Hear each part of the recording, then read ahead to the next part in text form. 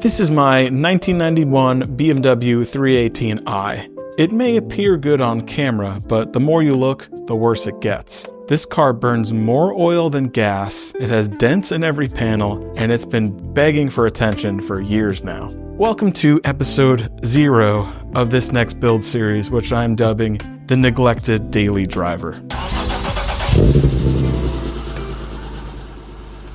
This is episode 0 because I'm not actually going to be doing any wrenching or tearing anything apart or anything like that.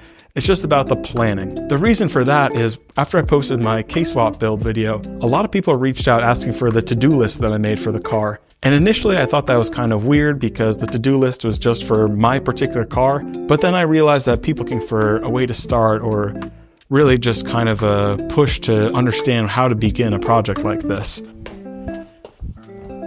So this car has been my daily more or less for the past 5 years or so. And that means all the projects and fixes have been limited to keeping the car down for a maximum of 2 days or so. So a lot of things have been put to the back burner, unfortunately. So here's the plan. Number 1, rebuild the engine. Number 2, service the transmission. And what I mean by that is the detents need to be replaced and it needs a new clutch. Number 3, the suspension really needs to be gone through. I want to replace every single component, including all the bushings and all that. Last up is the body work. There's a lot of dents and dings and scratches and waviness and all kinds of problems. That's probably going to be left up to the pros, but we'll see when we get there. Now let's start with what I believe to be the largest and most complex part of the scope, and that's rebuilding the motor. So this S50 has an unknown number of miles and it's really starting to show its age. Burns a bunch of oil. It's leaked oil ever since the day I got it, and it's only gotten worse. It runs pretty rough when it's cold, just getting tired.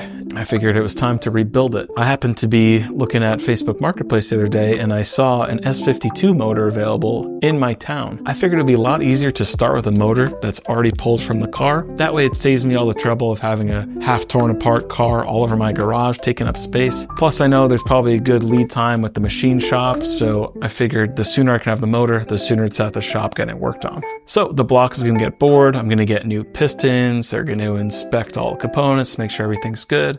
Do everything that needs to be done on the head, new valves, retainers, seals, all that good stuff. Then I'm going to put some Schrick cams in the head, and then of course replace all the seals so nothing leaks. So next order of business is the transmission. This ZF works fine, except for the detents. If you've ever driven an old E36, you know what I'm talking about.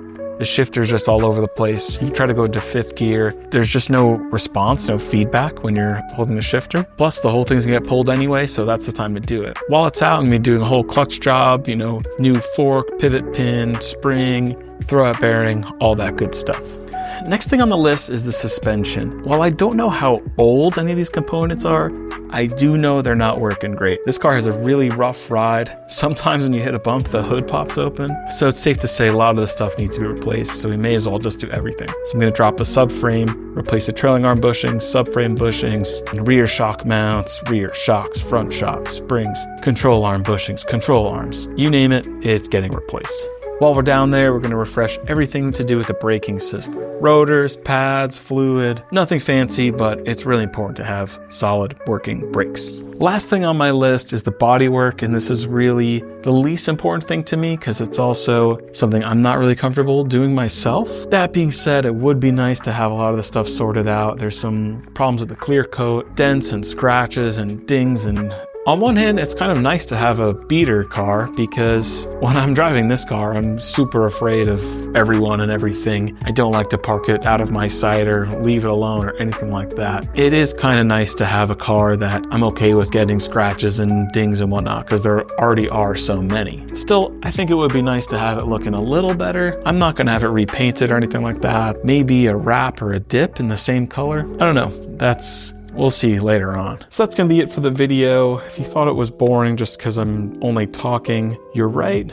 But I really think the planning is such an overlooked aspect to doing a project like this. If you have no idea what you're getting into and you're just blindly going in the dark, you're either going to run out of money, run out of patience, or just get completely lost, and ultimately you're not going to finish your project. So I really, really want to stress how important it is to have a plan, an idea of what it's going to take, what it's going to cost, how long it's going to take, so you can plan your outside life accordingly to work around your project. It's one thing to do the work, but having the time and space and money is a whole different ballgame. So whatever you can do to minimize those pain points will really, really help along your project and just make it that much easier to complete.